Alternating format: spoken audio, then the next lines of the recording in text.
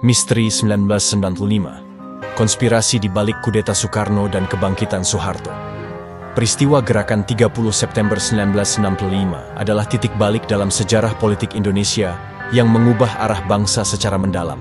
Namun, di balik narasi resmi tentang kudeta Soekarno dan naiknya Soeharto ke tampuk kekuasaan, terdapat lapisan-lapisan teori konspirasi yang menggugah pikiran dan mempertanyakan versi resmi yang diterima secara luas. Latar belakang terjadinya peristiwa gerakan 30 September 1965. Peristiwa gerakan 30 September 1965 merupakan salah satu momen paling dramatis dalam sejarah politik Indonesia yang secara signifikan memengaruhi arah dan masa depan bangsa. Untuk memahami peristiwa tersebut dengan baik, penting bagi kita untuk melihat latar belakang politik, sosial, dan ekonomi pada masa itu. 1. Situasi politik pada era Soekarno. Peristiwa gerakan 30 September 1965 terjadi pada masa pemerintahan Presiden Soekarno yang telah memimpin Indonesia sejak deklarasi kemerdekaan pada tahun 1945. Soekarno, seorang tokoh karismatik dan revolusioner, memainkan peran penting dalam perjuangan kemerdekaan dan pembentukan negara Indonesia.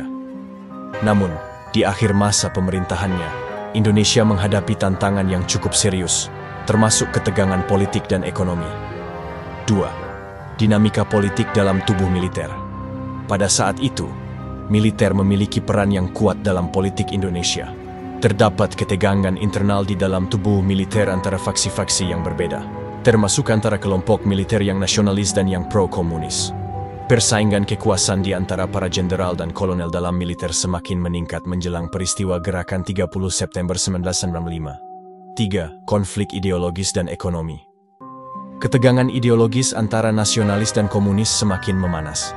Gerakan komunis di Indonesia, yang dipimpin oleh Partai Komunis Indonesia (PKI), semakin aktif dan berpengaruh dalam politik dan masyarakat.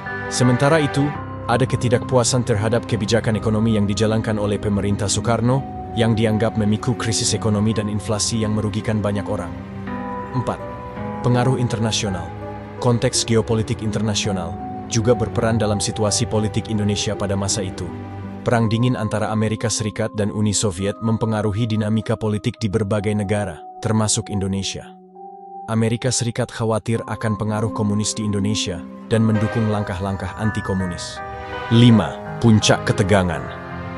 Semua ketegangan ini mencapai puncaknya pada tanggal 30 September 1995, ketika sejumlah perwira militer dan anggota PKI melakukan serangkaian aksi, termasuk penculikan dan pembunuhan beberapa perwira tinggi militer yang dianggap sebagai lawan politik. Peristiwa inilah yang kemudian dikenal sebagai Gerakan 30 September 1965 atau G30S. Dengan latar belakang politik, sosial, dan ekonomi yang kompleks ini, peristiwa Gerakan 30 September 1965 tidak bisa dipahami secara terpisah dari konteksnya. Peristiwa ini bukan hanya merupakan hasil dari dinamika internal di Indonesia, tetapi juga dipengaruhi oleh faktor-faktor eksternal yang beragam. Peristiwa tersebut telah meninggalkan jejak yang dalam dalam sejarah politik Indonesia dan terus menjadi bahan diskusi dan penelitian hingga hari ini. Kronologi peristiwa Gerakan 30 September 1965. Peristiwa ini adalah salah satu momen paling dramatis dalam sejarah Indonesia yang mengubah arah politik negara secara mendalam. Berikut adalah kronologi peristiwa tersebut. 1. Malam 30 September 1965. Pukul 06, sejumlah perwira militer yang tergabung dalam kelompok Gerakan 30 September melakukan serangkaian aksi di Jakarta. Mereka menyusup ke dalam rumah-rumah perwira tinggi militer, termasuk Letnan Jenderal Ahmad Yani, Panglima Angkatan Darat, dan Letnan Jenderal Soeprapto, Panglima Angkatan Udara, dan menculik mereka. Pukul 3 malam, Pangkalan Udara Halim Perdana Kusuma, markas besar pasukan kepresidenan, diserang. Mayor Jenderal Sutoyo Siswomiharjo, ajudan pribadi Presiden Soekarno, tewas dalam serangan tersebut. Pukul 7 pemimpin Gerakan 30 September, Letnan Kolonel Untung, memproklamasikan dirinya sebagai komandan pasukan Gerakan 30 September dan menyiarkan pidato politik di radio nasional, mengumumkan bahwa Dewan Jenderal telah mengambil alih kekuasaan. 2. Pagi dan siang, 1 Oktober 1995. Kudeta tersebut gagal mendapatkan dukungan luas dari militer dan masyarakat. Sejumlah jenderal senior dan panglima militer lainnya menolak mendukung gerakan 30 September. Letnan Kolonel Untung dan pasukannya mengalami perlawanan dari pasukan loyalis militer, yang dipimpin oleh Mayor Jenderal Soeharto. 3. Malam 1 Oktober 1995. Presiden Soekarno tampil di depan umum dan mengecam gerakan 30 September. Dia menunjuk Mayor Jenderal Soeharto sebagai Panglima Angkatan Darat sementara dan memberinya wewenang penuh untuk menumpas pemberontakan. 4. 2 Oktober, 5 Oktober 1995. Pasukan loyalis di bawah pimpinan Soeharto berhasil merebut kembali kendali atas Jakarta dan menekan gerakan 30 September. Puluhan perwira militer yang terlibat dalam gerakan 30 September ditangkap dan dipenjarakan. 5. 9 Oktober, 1 November 1965. Soeharto menggunakan keadaan untuk mengkonsolidasikan kekuasaannya.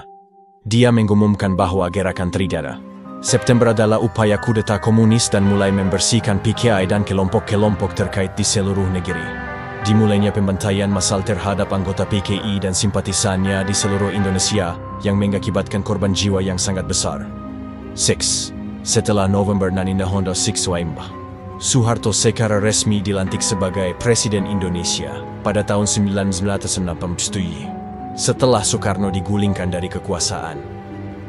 Pembasmian PKI dan anggota-anggotanya terus berlanjut, dengan penghapusan PKI secara resmi dari kehidupan politik Indonesia. Teori konspirasi di balik kudeta Soekarno dan kebangkitan Soeharto. Peristiwa gerakan 30 September 1995 telah menjadi fokus pembicaraan dan kontroversi selama puluhan tahun.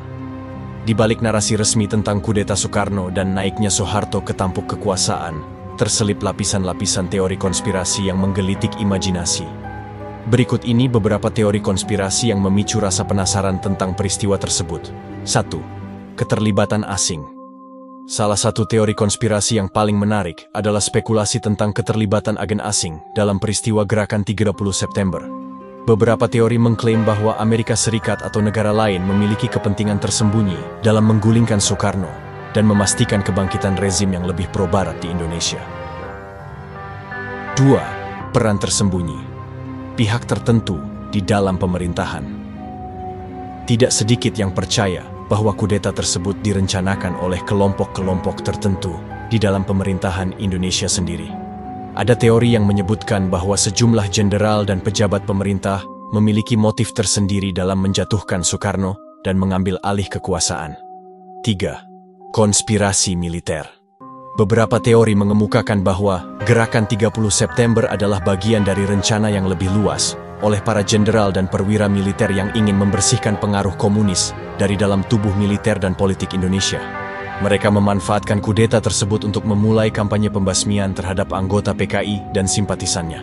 4. Agen rahasia dan operasi rahasia. Teori konspirasi ini mengklaim bahwa ada agen rahasia atau lembaga intelijen yang terlibat dalam merancang dan melaksanakan gerakan 30 September.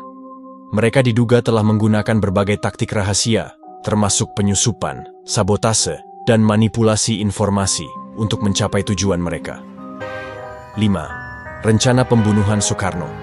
Tidak sedikit yang juga mengemukakan teori bahwa gerakan 30 September awalnya bertujuan untuk membunuh Soekarno.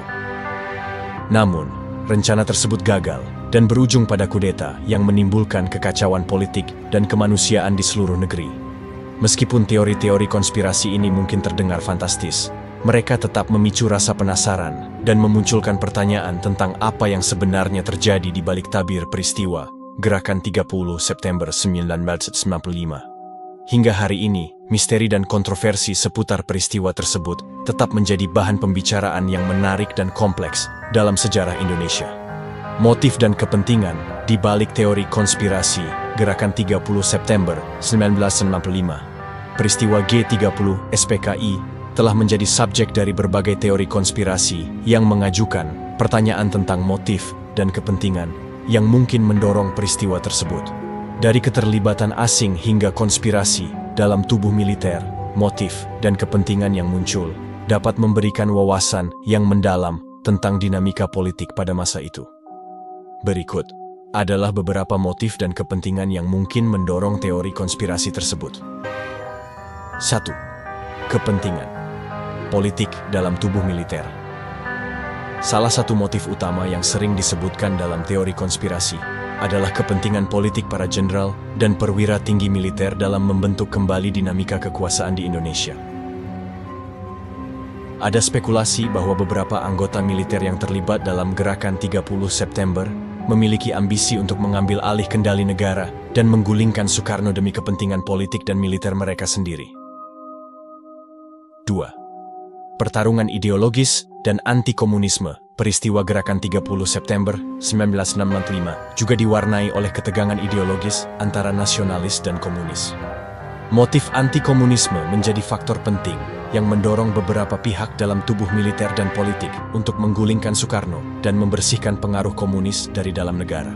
3. Keterlibatan asing dan agenda geopolitik. Keterlibatan asing, terutama dari pihak Barat yang khawatir akan pengaruh komunis di Indonesia, dianggap sebagai motif penting dalam beberapa teori konspirasi. Spekulasi tentang dukungan rahasia dari negara-negara Barat, terutama Amerika Serikat, dalam membantu kelompok-kelompok anti-komunis di Indonesia menjadi pokok pembahasan dalam konteks ini. 4. Ambisi ekonomi dan kepentingan bisnis. Tidak sedikit yang juga mengaitkan peristiwa gerakan 30 September dengan motif ekonomi dan bisnis. Beberapa teori konspirasi menyarankan bahwa ada kelompok-kelompok ekonomi dan bisnis yang memiliki kepentingan dalam menggulingkan Soekarno untuk melindungi investasi dan bisnis mereka dari pengaruh komunis atau untuk memperoleh keuntungan ekonomi yang lebih besar di bawah pemerintahan yang lebih stabil. 5. Mempertahankan kekuasaan dan kedudukan privilege. Selain itu, ada motif pribadi dan kelompok dalam mempertahankan kekuasaan dan kedudukan privilege di dalam tubuh militer dan politik yang dapat mendorong terjadinya konspirasi. Para pelaku konspirasi mungkin melihat kesempatan untuk meningkatkan kekuasaan dan pengaruh mereka dengan menyingkirkan Soekarno dan melancarkan kampanye anti-komunis. Kontroversi seputar konspirasi gerakan 30 September 1965. Peristiwa gerakan 30 September 1965 telah menjadi sumber kontroversi yang berkelanjutan dalam sejarah Indonesia. Teori konspirasi yang berkembang sejak saat itu telah memicu debat yang panjang dan kompleks tentang apa yang sebenarnya terjadi dan siapa yang bertanggung jawab. Berikut adalah beberapa faktor yang menyebabkan kontroversi seputar konspirasi tersebut. 1. Sifat spekulatif teori. Konspirasi.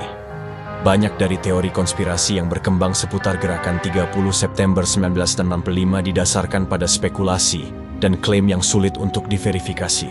Karena keterlibatan pihak-pihak tertentu mungkin disembunyikan atau dihapuskan secara sengaja, bukti konkret seringkali sulit ditemukan. 2. Wewenang dan kontrol atas informasi. Kontrol atas informasi pada masa itu, baik oleh pemerintah Orde Baru maupun oleh kelompok-kelompok tertentu, telah mempengaruhi narasi resmi tentang peristiwa tersebut.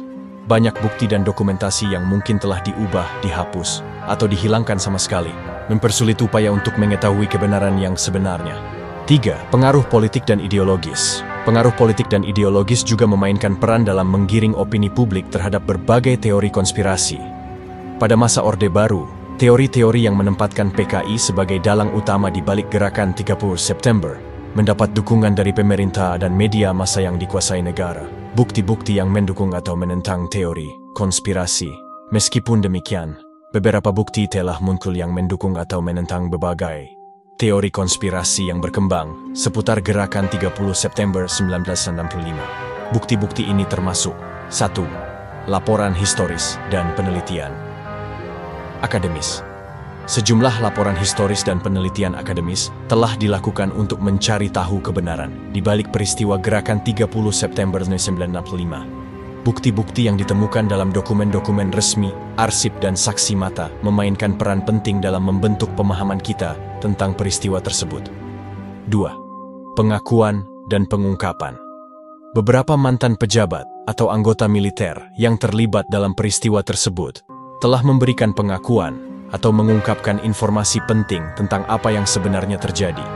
Pengakuan semacam itu dapat memperkuat atau meragukan berbagai teori konspirasi yang ada. 3. Temuan forensik dan investigasi independen.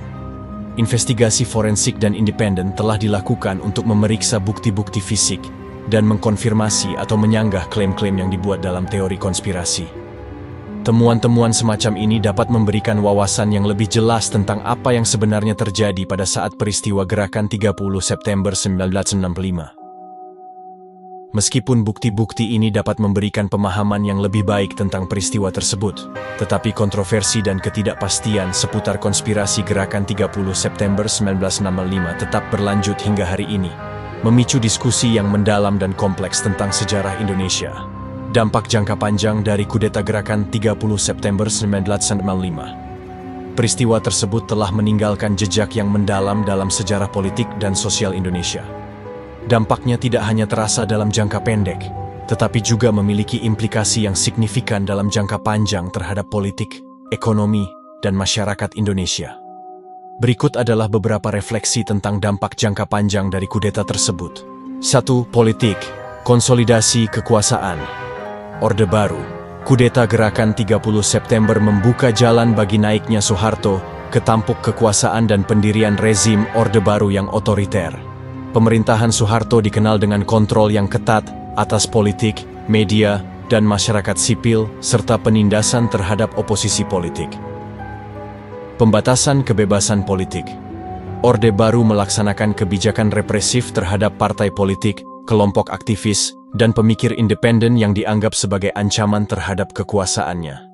Hal ini menyebabkan pembatasan yang signifikan terhadap kebebasan berbicara, berorganisasi, dan berkumpul. 2. Ekonomi. Liberalisasi. Ekonomi.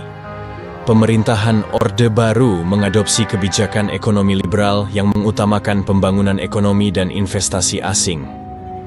Meskipun berhasil meningkatkan pertumbuhan ekonomi, kebijakan ini juga meningkatkan kesenjangan ekonomi antara kota dan desa serta antara kelompok kaya dan miskin. Korupsi dan nepotisme. Di bawah pemerintahan Orde Baru, korupsi dan nepotisme merajalela di berbagai tingkat pemerintahan dan sektor bisnis. Kelompok elit yang terkait dengan rezim Soeharto mengumpulkan kekayaan besar dengan cara yang tidak transparan, sementara rakyat jelata terus menderita akibat kemiskinan dan ketidaksetaraan. 3. Sosial, pembantaian, dan pelanggaran. HAM. Pasca Gerakan 30 September, terjadi pembantaian massal terhadap anggota PKI dan simpatisannya di seluruh Indonesia. Pembunuhan massal ini mengakibatkan hilangnya jutaan nyawa dan melukai ribuan keluarga. Banyak dari mereka yang menjadi korban tidak pernah mendapatkan keadilan. Trauma dan pembagian masyarakat. Dampak traumatis dari peristiwa Gerakan Triste September masih terasa dalam masyarakat Indonesia hingga saat ini. Peristiwa tersebut telah memicu perpecahan dan ketegangan sosial yang dalam, terutama antara kelompok-kelompok yang terkait dengan politik dan ideologi yang berbeda. Dampak jangka panjang dari kudeta Gerakan 30 September 1965 terhadap politik, ekonomi, dan masyarakat Indonesia sangat kompleks dan masih terus berdampak hingga hari ini. Meskipun telah berlalu puluhan tahun sejak peristiwa tersebut, jejak sejarahnya tetap menjadi bagian penting dari identitas nasional Indonesia dan menjadi sumber refleksi yang mendalam tentang masa lalu dan masa depan bangsa. Memahami kontroversi Gerakan 30 September 5. Peristiwa Gerakan 30 September 1965 telah menjadi fokus dari berbagai teori konspirasi dan kontroversi yang terus berlanjut hingga hari ini. Dari kudeta yang gagal menjadi pembantaian massal dan naiknya rezim otoriter, peristiwa tersebut meninggalkan jejak yang mendalam dalam sejarah politik Indonesia. Namun, penting bagi kita untuk memahami kontroversi ini dengan kritis dan terbuka, mempertimbangkan berbagai sudut pandang dan bukti yang ada. Berikut adalah beberapa poin penting yang perlu diperhatikan. 1. Kritis terhadap narasi resmi. Ketika kita mempelajari sejarah, penting untuk tidak hanya menerima narasi resmi yang disajikan oleh pemerintah atau media massa. Kita perlu mempertanyakan, mengkritisi, dan mencari bukti-bukti yang mendukung atau menentang berbagai versi tentang peristiwa sejarah, termasuk Gerakan 30 September 1965. 2. Menyadari kompleksitas sejarah. Sejarah tidak pernah hitam atau putih, tetapi penuh dengan nuansa dan kompleksitas. Peristiwa seperti gerakan 30 September 1965 melibatkan banyak faktor, motif, dan kepentingan yang saling bertautan. Oleh karena itu, penting untuk memahami konteks historisnya dengan cermat. 3. Menghargai berbagai sudut pandang. Dalam mengeksplorasi kontroversi seputar gerakan 30 September 1965, kita harus menghargai berbagai sudut pandang yang berbeda. Tidak ada satu versi tunggal tentang apa yang sebenarnya terjadi, tetapi melalui dialog dan diskusi terbuka, kita dapat mendekati pemahaman yang lebih lengkap. 4. Pembelajaran untuk masa depan. Memahami sejarah dengan kritis dan terbuka bukan hanya tentang mengetahui apa yang terjadi di masa lalu, tetapi juga tentang belajar dari pengalaman tersebut untuk masa depan.